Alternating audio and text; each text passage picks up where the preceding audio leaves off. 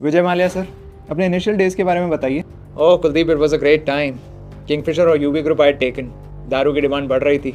Kingfisher का 52% share था हम लोग के पास। विस्की की नंबर 1 ब्रांड थे हम। हर तरफ से पैसा ही पैसा। स्वीट। और सुना है मुंबई इंडियंस भी खरीदना चाहते थे। हाँ, मैंने उस टाइम पे बिड लगाया था and I lost by a very small margin and then उसे अंबानी ले गया।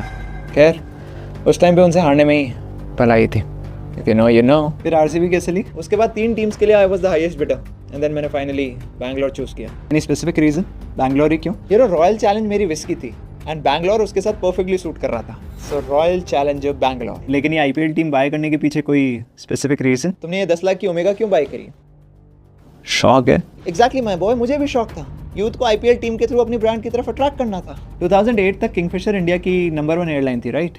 फिर अचानक से क्या हो गया था? 2008 में ग्लोबल क्राइसिस आया था। क्रूड ऑयल के दाम बढ़ने लगे थे।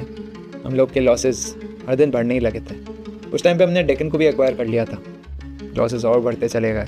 हम लोगों ने गवर्नमेंट से बोला भी कि हमें डाउन साइजिंग करनी है, लेकिन गवर्नमेंट ने कहा आप टेंशन मत लीजिए, आप कंटिन्यू करिए, हम आपके साथ हैं। इंडिया में लोग कहते हैं कि आपने लोन रीपे नहीं किया, आप एक चोर हैं। क्या ये सच है? 6,303 करोड़ का लोन लिया था।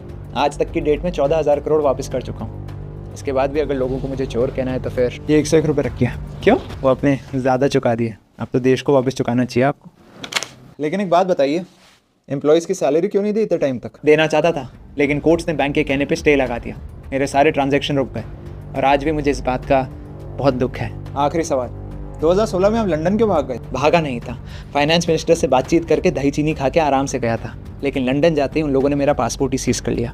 मैंने बहुत बार इंडिया आने की कोशिश करी, सेटलमेंट करने की कोशिश करी, लेकिन ना तो मुझे इंडिया आने दिया गया और ना ही सेटलमेंट करने दिया गया। मैंने बैंक वालों से कहा तो बैंक वालों ने कहा कि अगर आपका सेटलमेंट हमने कर दिया तो ये गवर्नमेंट वाले हमारे पीछे पड़ जाएंगे। ये है असलियत।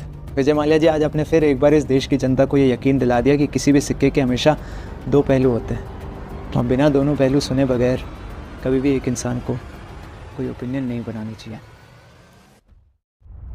ये हीरो बन के कहाँ जा रहे रे?